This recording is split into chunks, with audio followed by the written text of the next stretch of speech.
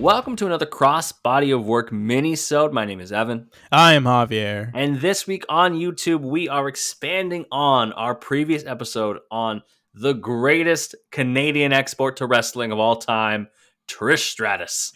Trish Mommy Stratus. I love that you have officially just said mommy on the internet, and now I have too. Unfortunate. We covered Trish Stratus back in our baby era. It was episode 6. For context, it came out the week that the whole health and safety thing happened. Oh my God. 3 years ago. Holy shit. Was this, we recorded that like probably the day before I went to New York. Yes, we were recording the Trish Stratus episode. That's how long it's been since we covered Trish Stratus. She's come back since then, which is crazy. She's done it again since then. And on these minisodes, we add 2 more matches to the already illustrious career of the person that we're covering. And so for Trish, we're doing 2 very different points in her career. We're going to be covering one that actually is her first title win in WWE, and one that is one of her latest matches in the company. Now, it's not the latest match because as of time of recording, she, the day before, just had a match against Becky Lynch. And I want to know, what are your thoughts on Trish's current run with the company? Do you want to know the horny answer or I don't want to know the horny answer. I don't. The horny answer is applied. Okay, we just want to know the answer. The horny answer is significant. But she looks, my lord. But yeah, I think it's been good. I think her promos have been good. She's really good at drawing heat. Yes. And I think, I mean, listen, spoiler alert for those who haven't seen a pay-per-view that happened like a week and a half, almost 2 weeks ago. Yeah. I like the pairing with Zoe Stark. I think that could be really beneficial for Zoe. Yeah. She's someone who could really learn a lot from Trish, you know, not only just between the ropes, but on the mic, because I think that's really where Zoe's kind of lacking a bit. And as a heel, it really seems like they're making her kind of like one of those bitchy heels. Mm-hmm. And I don't think that anyone is better at playing. Sorry, I just said bitchy on the internet, but like that's like the way to describe what that, like that's literally what she's going for. Yeah, that's how she's that is just, the vibe. like, that's what she's doing. Yeah. But like I think that's really kind of what they're setting Zoe up to be kind of like. So I think that it really could benefit her in the long run, and it just adds more longevity to this run for Trish. I think the thing that I like the most okay with that. is whenever somebody, so Trish has been babyface forever, it feels like. Yeah. Because when you retire, you usually retire babyface. That's just the way it goes. Like you just get to ride off into the sunset, and we're happy when you come back for like you're at the Hall of Fame or you're in the crowd in a Toronto show, and we're like, oh my God, it's Trish. I love the WWE will actually bring back wrestlers and like who are legends and turn them heel again if they retired babyface. Like Edge got turned heel with the Judgment Day. Trish gets to get turned heel. Like they do it. And Trish, I think, is having a lot of fun. I think her promos are so good. And it makes me a little upset that she didn't get a lot to do with a lot of these women's matches in her original run. But we'll talk about that. Yeah. Yeah, I mean, it's Big Mommy Milky's, but also... Jesus, someone contain this man. All right. But also, like, she's really good. And her matches have been good. I haven't gone back and watched it, but I've heard nothing but good things about her match with Becky from yesterday. Yeah. We are going to look first at Trish's first ever title win in WWF, because that's what it was. And it is a 6-pack challenge from Survivor Series 2001. This, of course, being the winner-take-all Survivor Series between WWF and Team Alliance. So we have this 6-pack women's championship match, which has 3 competitors, 3 from WWF, 3 from the Alliance. Our 3 from the WWF are Trish, Jacqueline, and Lita. And our 3 from the Alliance are Mighty Molly, Ivory, and a debut. Who is our debut in this match? Our debut is someone we've covered on this podcast before. That's right. Shout out to Jazz. Shout out to Jazz. She comes in like a house on fire. It's fantastic. Yeah, immediately hits an enziguri on Lita. The ring kind of clears out. She ends up hitting a butterfly suplex on Lita. It's a hot start for Jazz here. Also, weird thing about this match, and I kind of understand it. No. Let me explain. it's a six-pack challenge, and every other six-pack challenge you've ever seen, it's just 6 people wrestling at the same time, and then they, first pinfall or submission wins, obviously. In this one, for some reason, it includes tags. There can only be 2 legal wrestlers in, and you can tag yourself in from the apron. It's so stupid. I don't know why they did that. I can see it because at times there's some like Alliance versus WWF pieces to it where they're like, oh, it's a team. But they're not all on the same side. There's one in each corner, and then there's 2 in the ring. WWF makes things more complicated than it needs to be. Like it doesn't need to be this hard. Just have 6 people fight. At one point, Jacqueline and Molly are in the ring, and they're doing really, really good move for move, catch as catch can wrestling. Mm-hmm. And then Molly gets out, and Ivory gets into the ring. She and Jackie square off, and they start trading pins. They start doing some really good pinning combinations here. Yeah. And then honestly, this match was like, as far as the technical wrestling goes, this match was better than I expected it to be. You and I, before we were recording, started talking about what is the ranking in terms of technical ability at this time in their career in this match. And we kind of landed on, it's probably Trish and Jacqueline near the bottom in terms of technical ability. But that's not like a bottom. Like they're both Trish is not. The bottom is decent. The bottom is like good. And then it's Lita a step up, Mighty Molly a step up from like a bigger step up from that, and then Ivory and Jazz are the top in terms of like technical prowess at this point in their career. Yeah, because they're seasoned at this point as far as their skills. They know what to do. And there's lots of points in this match. Like nothing is botched in this whole match. Yeah, everything's pretty crisp. Everything's pretty clean. And yet they get like 4.5 minutes. Yeah, it's crazy to me because the whole clip is like 8 minutes long. So I was like, shit, I'm only going to get like a 7-minute match. And then I saw that the first part of it was entrances, and I was like, oh, dear God. Yeah, it's shorter than you think. It's like when people meet me in person. They're like, huh, he's shorter than I thought. No, you give off short guy energy, Evan. I'm sorry to say. I don't mind that. That's honestly fine. I don't fucking care. I know. Listen, Evan is a great person, and he's married, so his height doesn't matter anymore. 4 minutes and 23 seconds, bell to bell. This match. Jesus, it's not even 4.5. No, it's just under. It's a long emo song. At what? Jesus. Because tonight you will be the night. So Trish gets a tag in, and of course, talking about Trish, let's talk about the hot tag. Pretty good. Yeah, so we didn't have a hot tag and 6-pack challenge, but it's pretty good. Takedown, slingshots in the middle ropes, flapjack to Ivory, and then at one point the Alliance women all come in and start just fucking clubbing at Trish's back for some reason. Triple team. Yeah. Then Lita and Jacqueline go on a little run as a tag team. They do like a double clothesline. Lita uses Jacqueline as a launching pad to do her like jumping clothesline, her version of the Whisper in the Wind. Yeah. Jacqueline then takes Lita's head off because no Alliance can be this long. That is, go for the same title. She absolutely fucked her up. My favorite thing about Jackie is that she's kind of stiff. She's like fluid as like an athlete, but she's stiff with the way she moves, like performs her moves. So this clothesline, it's very much like Lita just kind of fucking ran into a brick wall, and that brick wall was Jacqueline's arm. Sounds about right. Then we get one of the most surprising matches or moves of the whole match. Mighty Molly with a flipping senton off the top rope to Jacqueline. That's her finisher. I know, but I just didn't expect it to happen when it happened. I don't know. It's a Molly go around. What do you want me to do? I was just sitting there. I'm like, wow, Jacqueline killed Lita. And then I was like, oh, God, Jacqueline's gone now, too. That's pretty good. Yeah. Then we get a chick kick to Molly. Ivory hits a face buster on Trish. Lita hits a twist of fate on Ivory. Lita hits a moonsault on Ivory, a Lita salt, I guess, on Ivory. Yeah. And then Jazz and Molly come back and pull her off of the pin. And then, oh my God, so Lita tosses Molly out of the ring. Molly's gone. And then she gets fucking dumped by Trish Stratus. Yes. Dumped. It's bad. It's an ugly landing. It's, yeah. And Lita then and ugly landings go together like peanut butter and jelly. Like, they just happen all the time. Yeah, like Nutella and fluff, baby. Lita is the Ja Morant of landings in WWE. Because that boy needs to learn how to not fly through the air.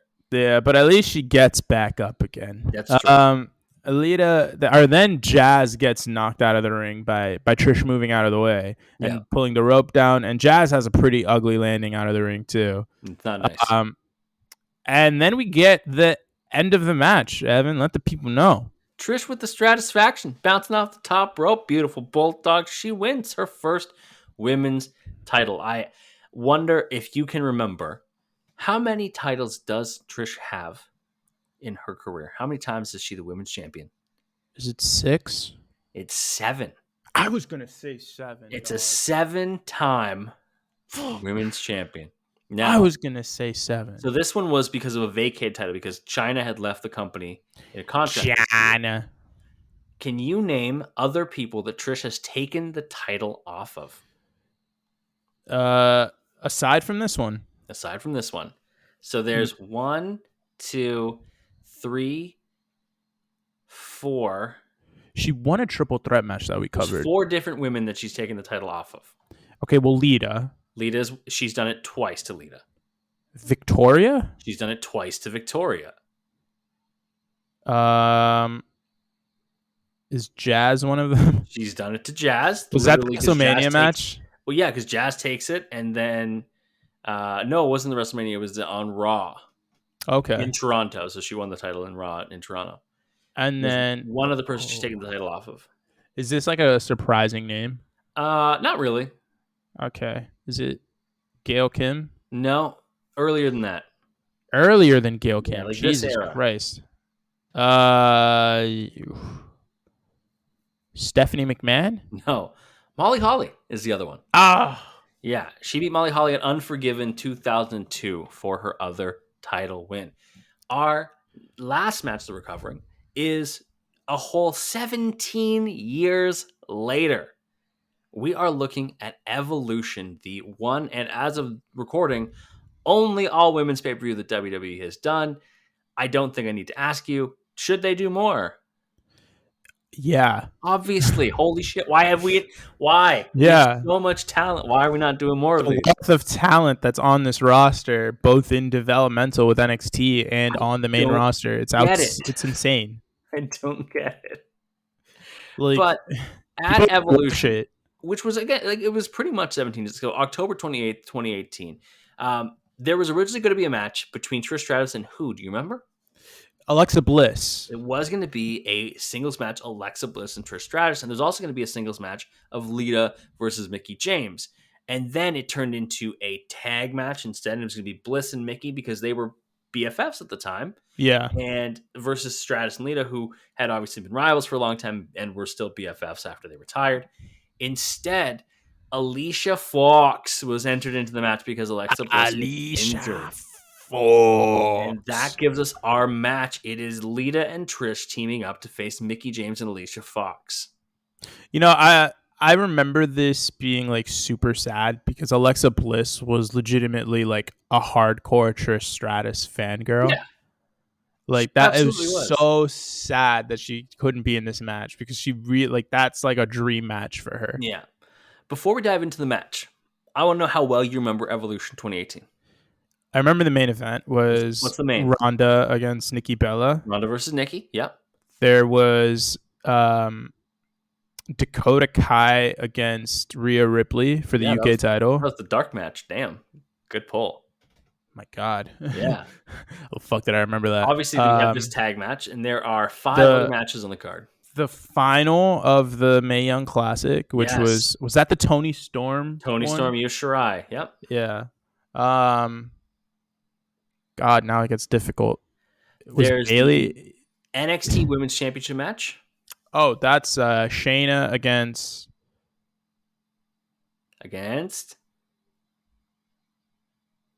Shayna wins the belt. Oh, she won the belt. Oh, yeah. So it's against Kairi. It is against Kairi. There's also the SmackDown Women's Championship between two consistent foes. Is it like fucking Sasha and No, wrong horsewomen. Wrong horsewomen. Is it Becky and Charlotte? The last women standing match. Oh, the really good one. Okay. The really good one. Was Asuka against like Bailey or some shit? No, Asuka was in a battle royal won by Nia Jax for a future women's championship match. The last match you're trying to think of is a 6-woman tag, and it's Sasha, Bailey, and Natty versus the Riot Squad. There it is. Also on there. So this was the match that opened the actual main card, was this tag match. What do you think going back and watching it? It's all right. I don't know. It's a feel good opener. It's one that like, oh my god, we're seeing Trish and Lita against Mickey and Alicia Fox. Like, this is like really fucking cool. Obviously, Alicia has to start because the money is to get Trish and Mickey. That's the money, right? Yeah. So Lita's in with Alicia. It's pretty good. Toss Alicia in the ring, corner clothesline. There's like a Hurricane Rana spot. It's all pretty good. Trish does the launching pad thing for Lita to do the leaping clothesline. Trish comes in, obviously hip toss, and then she points at Mickey and tells Foxy, "Go tag her. I want I don't care about you. I want Mickey," which is unfortunate because Alicia Fox is very good.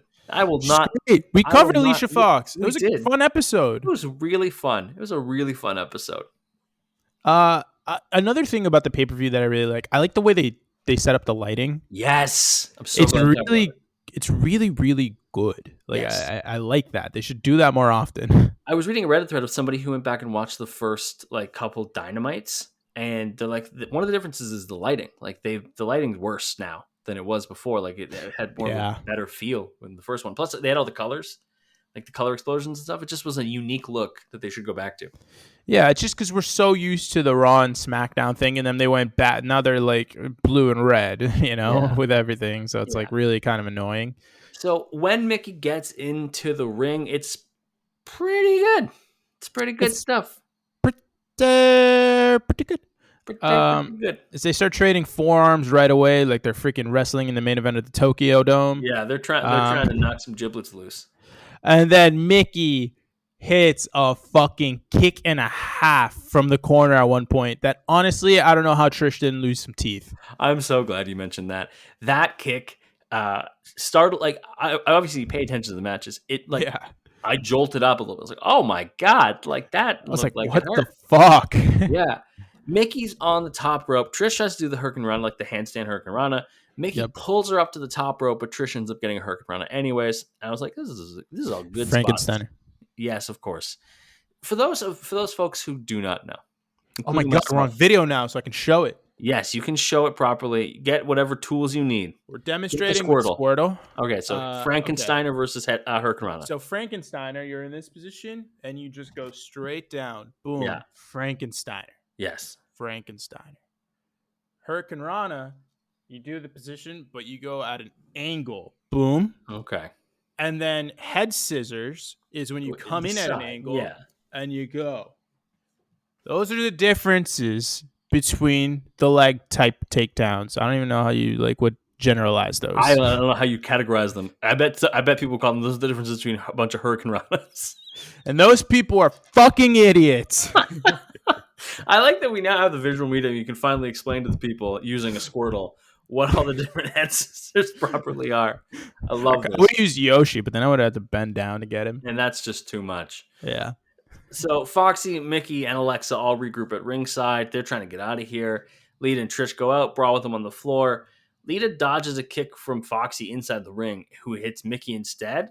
And then Alexa Bliss gets involved, because that's what she does. Fucking Alexa Bliss. Lita went up for a lead assault. Alexa uses the distraction that the ref was checking out Alicia Fox. She used that distraction and pulls Lita off the top rope. And then they just start cutting the ring in half on Lita. Classic, right? We know that the end game here is a Trish hot tag. We get to see a Foxy Northern Light suplex. Okay. No, we skipped over a spot that should not have been skipped over. Give me the spot that got the assisted Hurricane Rana spot. Yes. So I don't know who messed up what. It really kind of feels like Lita missed her spot. Because Trish isn't tagged in, but she does get into the ring, and it's very clear that she's setting up for something because she looks at the ref, and then there's hesitation for 2 seconds. What is happening? What is happening? What are we doing here? What are we doing here? And then Lita slides into the ring. Trish picks her up and throws her at Alicia so that she could do the head scissors, which she missed it. Honestly, I think Lita missed the time. just fucked up the timing of it, but it looked really awkward and not great. But we made up for it with the Northern Lights suplex. So it's so good. The Northern Lights suplex. It's so good. Yep. Lita hits a reverse DDT. I love a good inverted DDT. It's good times. Then we get the Trish hot tag. Rate the Trish hot tag. It was all right. I mean, because she didn't really attack both women. It was really just Mickey. Yeah. You know? Headlock takeovers. Some athletic ones. A weird-looking sit-out spinebuster thing. That she didn't really know how to do a pin on, so she just kind of held the legs. Yeah, it's like, this is fine. Some chops in the corner, and then we get a Stratus faction. Guaranteed. Yep. Foxy makes a save. Oh, I bet. Yeah. Lita gets Twisted Fate. Then we get a double Lita salt. And that's one thing, is even if, and I think this is a common agreement, is that Lita has kind of missed a step recently, whereas Trish is still like in her, not prime, but like she still got the bag. You know what I mean? Lita can still connect on a Lita salt like a son of a bitch. It's, it's hard. I think the thing with Lita is much more like, she's really a lot like the Hardys in that you could kind of see the similar thing with them too, where like they've never been, especially Jeff has never been very crisp technically. Like he's just not very good at the technical stuff. So you have to really rely on athleticism and just not giving a fuck. And that gets harder to do the older you get. So Lita, who's probably hovering around 40 years old, maybe a little beyond that, it's hard for her to be able to do the things that she used to be able to do and pull off in a very smooth fashion. Yeah. Which honestly, if we're being realistic with ourselves, she never really did pull them off in a smooth fashion. They always looked clunky. She just did it. Lita is, you said about 40?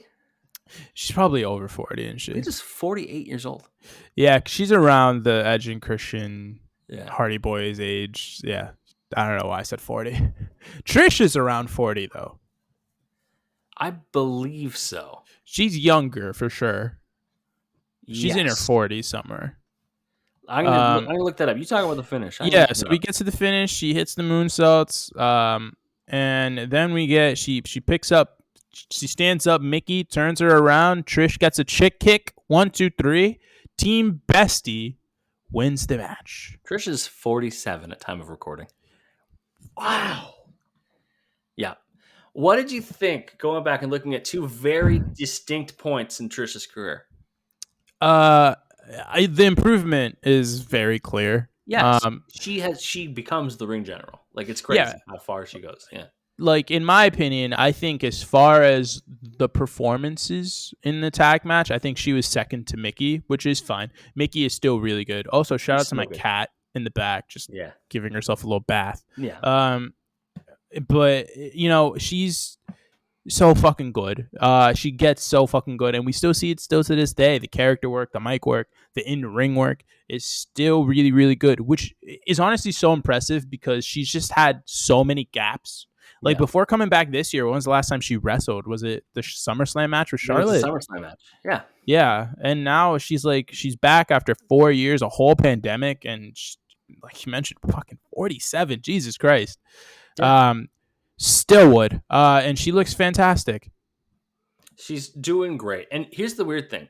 When we were like, oh, we should go do a revisited on Trish, the most difficult thing was we realized, oh, Trish shows up in every other women's wrestler from WWE that we try to cover. And usually it's their best match. Yeah. Like, we just covered Stacy Keibler. 2 matches in that were Trish because she puts on a hell of a match with anybody. When we do the eventual Charlotte episode, like, we're going to revisit that SummerSlam one. We already covered it in the Trish episode.